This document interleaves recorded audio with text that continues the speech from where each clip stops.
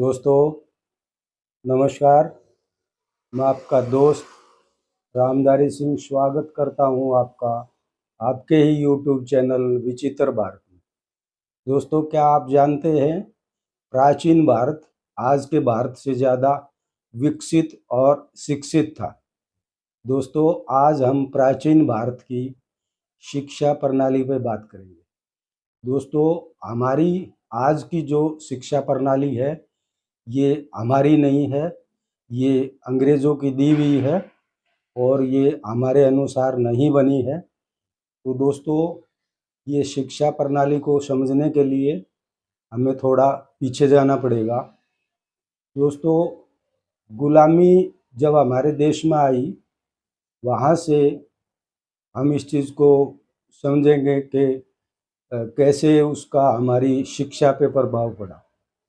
दोस्तों, जब बाहरी आक्रमणकारी हमारे देश में आए, जो बाहर से हमारे ऊपर आक्रमण हुए, उनको मैं 3 कैटेगरी में बांटता हूँ। एक कैटेगरी जो पहला मोहम्मद बिन कासिब से लेके और बाबर तक के जो भी आक्रमणकारी आए, उनके हाथ में तलवार होती थी और वो मार काट मचाने के लिए और हमारे मंदिरों को तोड़ा, उन्होंने मार काट मचाई, लाखों लोगों को मारा, हमारे मंदिर तोड़े, हमारे विश्वविद्यालय फूंक दिए। दोस्तों, सोमनाथ का मंदिर और नालंदा विश्वविद्यालय उसके उदाहरण हैं। दोस्तों, बताते हैं नालंदा विश्वविद्यालय में जब आग लगाई गई तो वो आग 3 महीने तक जलती रही। इतनी किताबें थी, इतना ज्ञान था हमारे पास। और सोमनाथ के मंदिर को 17 बार लूटा। दोस्तों, उन आक्रमणकारियों का उद्देश्य सिर्फ भारत को लूटना और यहाँ के मंदिरों को तोड़ना और जनसंहार करना, यही उनका उद्देश्य था। दोस्तों, उसके बाद बाबर के बाद में जो भी मुग़ल शासक ज़्यादातर रहे उसमें, और दूसरे भी कुछ मुस्लिम शासक हैं। दोस्तों, उनके हाथ में एक हाथ में तलवार थी और दूसरे हाथ में एक किताब थी। ये उनका धर्म ग्रंथ था। उनका कहना था कि या तो आप मरने के लिए तैयार हो जाओ और या आप मुसलमान बन जाओ। दोस्तों, इस डर से कुछ लोगों ने मुस्लिम धर्म अपना लिया और कुछ उनसे लड़ते हुए शहीद हुए। दोस्तों, उसके बाद इन आक्रमणकारियों ने अपने मजहबी मदरसे शुरू किए और वहाँ पे एक शिक्षा के नाम पर धर्म को फैलाने का काम किया। उसका शिक्षा से दूर दूर तक भी कोई वास्ता नहीं था। दोस्तों, अब तक हमारे जितने भी विश्वविद्यालय थे, गुरुकुल थे, वो सब खत्म हो गए थे। हमारे ज्ञान के सारे स्रोत नष्ट हो चुके थे। दोस्तों, उसके बाद आए अंग्रेज़। ना तो अंग्रेज़ों के हाथ में कोई तलवार थी और ना ही उनके हाथ में कोई किताब थी। दोस्तों, उनके पास उनके हाथ में एक गजब की चीज़ थी और वो थी तराजू।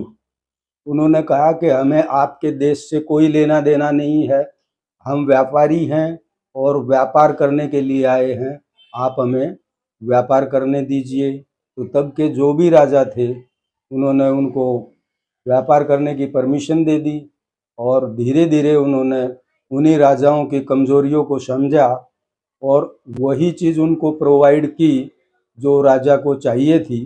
और राजा ज़्यादा भोग विलासिता में डूब गए और उनको पता ही नहीं चला कि कब अंग्रेज़ों ने पूरे भारत पर राज कर लिया।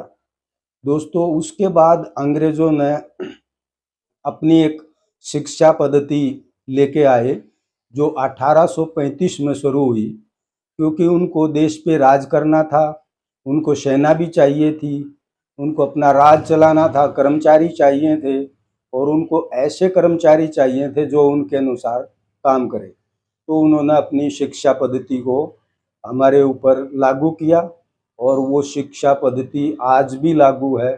हम ज़रूर आज़ाद हो गए, लेकिन हमारी जो शिक्षा प्रणाली है वो बिल्कुल अंग्रेज़ों वाली ही चल रही है। तो दोस्तों, ये हमारे शिक्षा का अब तक का जो स्थिति है वो ये है। दोस्तों, इसके पहले प्राचीन भारत में शिक्षा बहुत उन्नत स्तर पे थी। दोस्तों, मुझे खजुराहो में एक मूर्ति मिली है और वो मूर्ति दोस्तों ये है। ये देखिए आप, इस मूर्ति में आपको क्या नज़र आता है? दोस्तों, ये एक उस समय का, दोस्तों ये मूर्ति 1200 वर्ष पहले बनी है और ये उस समय का एक क्लासरूम है, जिसके अंदर आप देखिए एक कुर्सी पर एक इंसान बैठा है, वो गुरु जी है इनका, और नीचे कुछ शिष्य बैठे हैं और कुछ शिष्य खड़े हैं। इन दोनों में आप ध्यान से देखिए, स्त्री भी हैं और पुरुष भी हैं। दोस्तों, गुरु जी की कुर्सी को आप देखिए, ये कुर्सी बिल्कुल हुबेहूब आज की बॉस वाली कुर्सी से मिलती जुलती है। दोस्तों, ये देखिए, जब दुनिया को पढ़ना नहीं आता था तब हमारे यहाँ कैसी बढ़िया व्यवस्था थी गुरुजी के बैठने के लिए।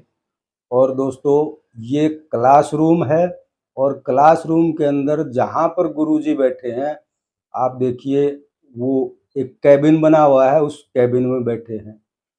दूसरी बात ये है दोस्तों, जो मैं आपको ध्यान दिलाना चाहता हूँ, आप ये देखिए गुरुजी के सामने जो महिला खड़ी हैं, उनके हाथ में कुछ है। पहली दृष्टि से आपको लगेगा कि ये हाथ से पंखा करने वाला पंखा है।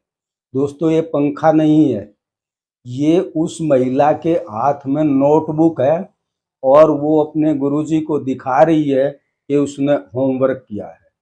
दोस्तों, ये हमारे गुलामी से पहले के भारत में शिक्षा की क्या स्थिति थी, ये उसको दर्शाता है।